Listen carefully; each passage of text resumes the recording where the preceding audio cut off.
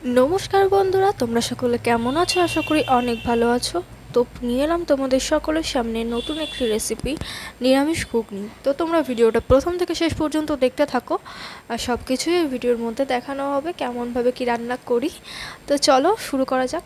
প্রথমে আমরা সারা রাত ধরে এই মটরটাকে ভিজিয়ে রেখেছিলাম। এখানে 500 গ্রাম মতো মটর আছে। তো তারপর আমরা কড়াইয়ে তেল গরম করে নেব।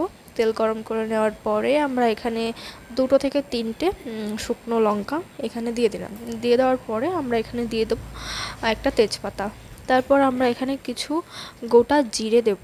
তো দেওয়ার পরে খুব সুন্দরভাবে এগুলোকে একটু ভেজে নেব।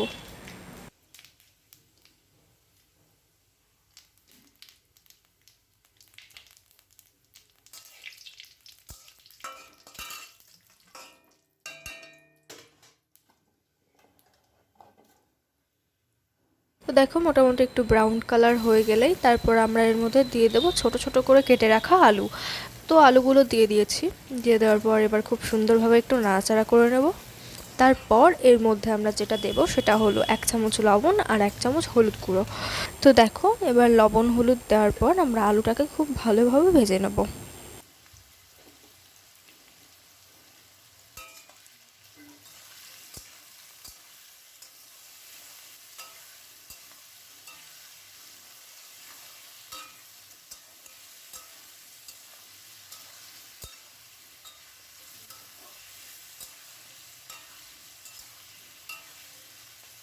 খুব ভালোভাবে নাড়াচাড়া করে আমরা আলুটাকে খুব সুন্দর করে ভেজে নিয়েছি, ভেজে তুলে নিয়েছি। তো তারপর ওই যে তেলটা ছিল আলু ভাজার, সেই একই তেলের মধ্যেই আমরা দিয়ে দেবো হচ্ছে নারকেল কুচি।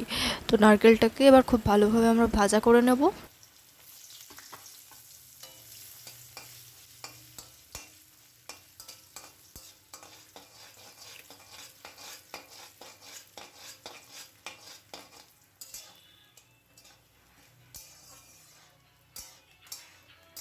তো দেখো নারকেলটা এখানে ভাজা হয়ে গেছে। এবার নারকেলটা আমরা তুলে নেব। তুলে নেওয়ার পর যে তেলটা ছিল সেই তেলের মধ্যেই আমরা দিয়ে দেবো কয়েকটা টমেটো কুচি। তো টমেটো কুচি দিয়ে দেওয়ার পর একটু নাড়াচাড়া করে খুব ভালোভাবে সিদ্ধ করে নেব। তারপর যখন সিদ্ধ হয়ে যাবে তারপর ওর মধ্যে দেবো আমরা 1 চামচ ধনে গুঁড়ো, 1 চামচ জিরে গুঁড়ো। তারপর একটু নাড়াচাড়া করে নেব। তো দেখো জিরে ধনের গুঁড়ো দিয়ে দেওয়া হয়ে গেছে। তো এবার খুব সুন্দর করে একটু নাড়াচাড়া করে সব কিছু মিশিয়ে নেব।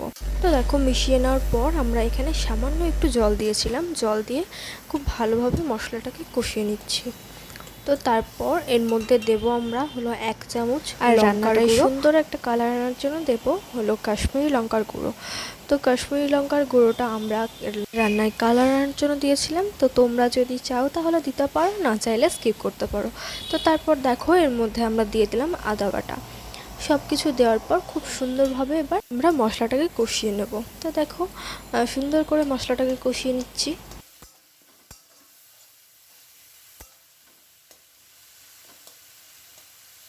তো দেখো খুব ভালো করে নাড়াচাড়া করে মশলাটা কষিয়ে নিচ্ছি।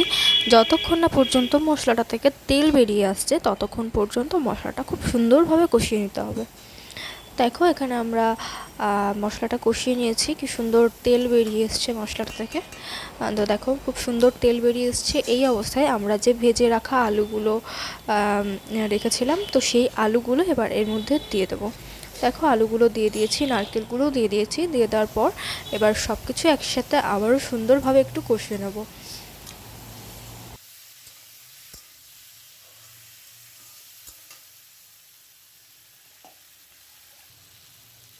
এখন নারকেল আর আলু দিয়ে মশলাটা খুব সুন্দর করে আমরা কষিয়ে নিয়েছিলাম। তারপর যে মটরগুলো আমরা রাত্রিবেলা ভিজিয়ে রেখেছিলাম সেগুলোও সিদ্ধ করে নিয়েছিলাম একটু প্রেশার কুকারে। তো সিদ্ধ করে নেওয়ার পর আমরা সেই সিদ্ধ মটরগুলো এর মধ্যে দিয়ে দিয়েছি। দিয়ে দেওয়ার পর খুব সুন্দরভাবে একটু নাড়াচাড়া করে নিয়ে 1 চামচ হলুদ গুঁড়ো আর 1 চামচ লবণ দিয়ে দিয়েছি। দিয়ে দেওয়ার পর খুব সুন্দর করে আমরা এটাকে মিশিয়ে নেব। মিশিয়ে নিয়ে রান্না করে নেব।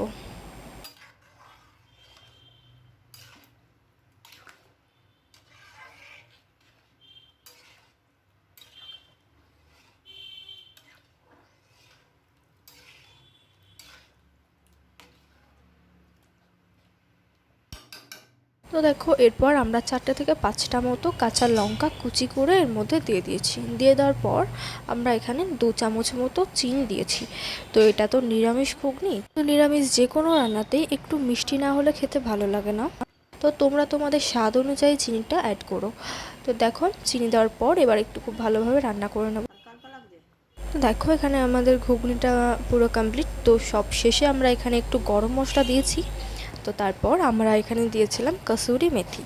তো মেথিটাকে হাতে খুব ভালোভাবে আমরা গুঁড়ো করে নিয়ে ঘুগনির মধ্যে দিয়ে দিলাম। দিয়ে দেওয়ার পর একটু নাড়াচাড়া করে নিয়ে নামিয়ে দেবো। আর কসুরি মেথি আর গরম মশলা দেওয়ার পর বেশি রান্না করতে নেই, তাহলে যে সুন্দর একটা গন্ধ থাকে সেই গন্ধটা আর পাওয়া যায় না। তো দেখো সব কিছু দেওয়ার পর একটু নাড়াচাড়া করে নিয়ে আমরা ঘুগনিটাকে নামিয়ে নেবো। তো তোমরা ভিডিওটা দেখে জানিও তোমাদের কেমন লেগেছে। তো দেখো আমাদের ঘুগনি পুরো কমপ্লিট। তোমরা চাইলে নিরামিষ দিনে এই ঘুগনিটা রান্না করতে পারো বাড়িতে। আর হ্যাঁ, রান্না করে কিন্তু অবশ্যই আমাদের জানিও তোমাদের ঘুগনিটা কেমন লেগেছিল। তো ভিডিওটা যদি ভালো লাগে তো একটা লাইক করে দিও, আর আমাদের চ্যানেলটাকে সাবস্ক্রাইব করে দিও, আর বন্ধুদের সাথে কিন্তু শেয়ার করতে একদমই ভুলো না।